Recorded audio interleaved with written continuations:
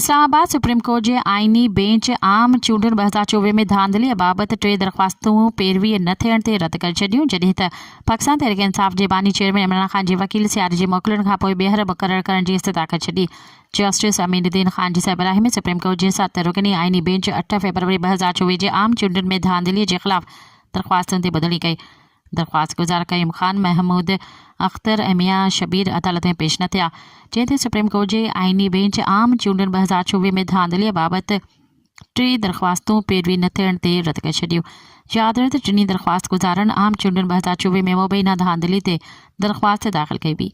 मज़ीद ख़बरनि ऐं तफ़सीलात लाइ विज़िट कयो असांजी वेबसाइट www.awamiNewsHD.com ऐं ॾिसंदा रहो अवामी न्यूज़ HD।